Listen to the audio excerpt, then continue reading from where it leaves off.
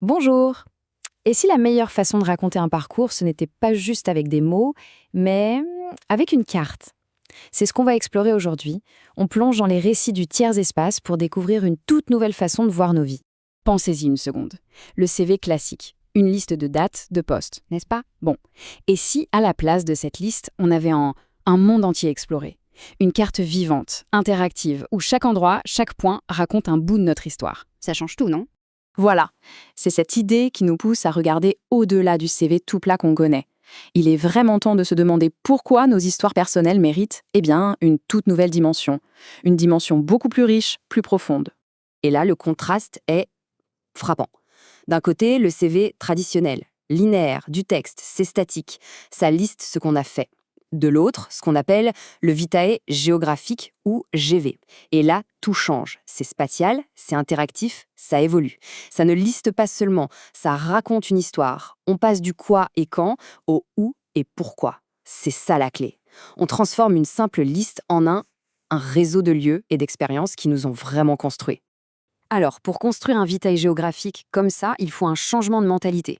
Il faut adopter une nouvelle façon de voir les choses qu'on appelle la pensée en tiers espace.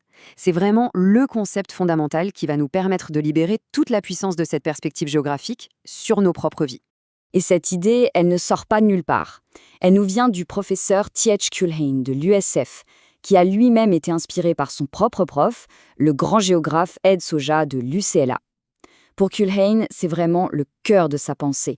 Inclure la dimension spatiale dans tout ce qu'on fait, c'est crucial. C'est non négociable si on veut vraiment comprendre des enjeux comme la durabilité et surtout si on veut planifier un avenir meilleur. Bon, mais alors c'est quoi exactement ce tiers-espace? C'est assez simple en fait. Imaginez un parc. Le premier espace, c'est le truc physique. Les arbres, les bancs, le sol. Le deuxième espace, c'est l'idée du parc, sa représentation, disons, sur un plan de la ville. Mais le tiers-espace, ça, c'est notre parc. C'est le banc où on a eu cette conversation qui a tout changé, l'arbre sous lequel on aime lire. C'est l'espace qui est rempli de nos souvenirs, de nos émotions. C'est l'espace vécu, celui qui nous façonne vraiment. Et c'est là que la boucle se boucle en quelque sorte, raconter sa propre histoire à travers ce prisme géospatial, cartographier ces tiers-espaces qui nous sont propres. Ce n'est pas juste un exercice technique, c'est un véritable acte de découverte de soi. C'est en faisant ce lien entre nos histoires et les lieux qu'on peut enfin commencer à comprendre qui on est et quelle est notre place dans le monde. Ok, la théorie est belle, mais en pratique, on fait comment? Eh bien, on passe à l'action, on crée son propre vitae géographique. Allez, voyons un peu comment on peut se mettre à sculpter notre histoire en 3D. Tout commence ici, avec cette toile blanche, si on veut, une Terre en 3D. Et l'outil pour ça, c'est Cesium Ion. Il faut le voir comme une plateforme ouverte, plutôt accessible, qui est faite exprès pour ce genre de narration géospatiale. C'est vraiment le point d'entrée idéal pour se lancer. Et c'est assez intuitif en fait. On prend ce globe 3D et on commence à y épingler des choses. Les lieux importants, des photos, des souvenirs, des projets, tout ce qui nous a marqués. Le plus important, c'est qu'on oublie la ligne du temps, la chronologie stricte. L'idée, c'est de créer une narration non linéaire, une sorte de constellation de moments qui, ensemble, racontent une histoire bien plus personnelle et authentique. Au final, ce qu'on construit avec un GV, c'est une sorte de palais de la mémoire moderne. C'est un outil mnémonique super puissant parce qu'il ancre nos souvenirs dans des lieux concrets. C'est aussi un hub personnel pour organiser tout son parcours, ses projets. C'est une façon vraiment dynamique de raconter son histoire et bien sûr un moyen de suivre son propre cheminement à travers l'espace et le temps. Mais attention, ça ne s'arrête pas là, parce que la compétence qu'on développe en faisant ça, cet art de lier une information à un lieu, elle est incroyablement précieuse. C'est la toute première brique de ce qu'on pourrait appeler la boîte à outils du bâtisseur de monde. C'est ce qui permet de passer de son histoire personnelle à des outils professionnels vraiment puissants. Et ce parcours d'apprentissage, il est assez logique. Étape 1, on commence avec Cesium Ion. On apprend les bases, on raconte notre histoire. C'est le point de départ. Ensuite, étape 2, on monte en compétence avec QGIS. Là, on passe à de l'analyse de données réelles. On ajoute des couches d'infos géospatiales de niveau pro, c'est du sérieux. Étape 3, on entre dans la construction de mondes 3D avec Blender ou Unity.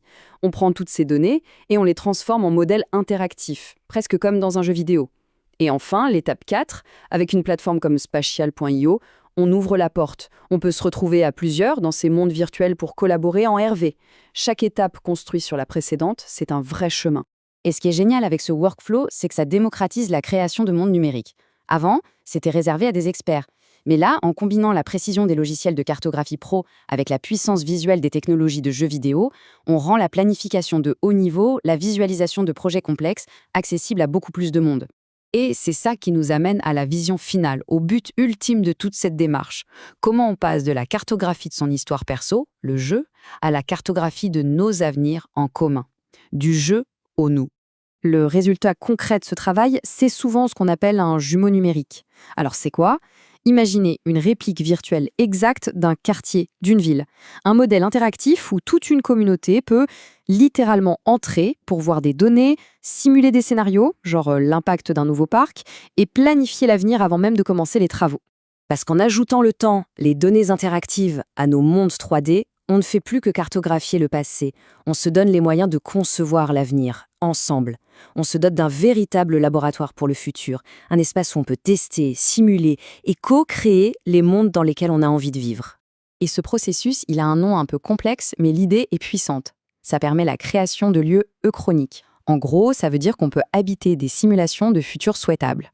On peut les tester, les ressentir avant qu'ils n'existent. C'est une étape cruciale pour passer du simple rêve d'une utopie, c'est-à-dire un bon lieu, à sa conception concrète, partagée et construite ensemble.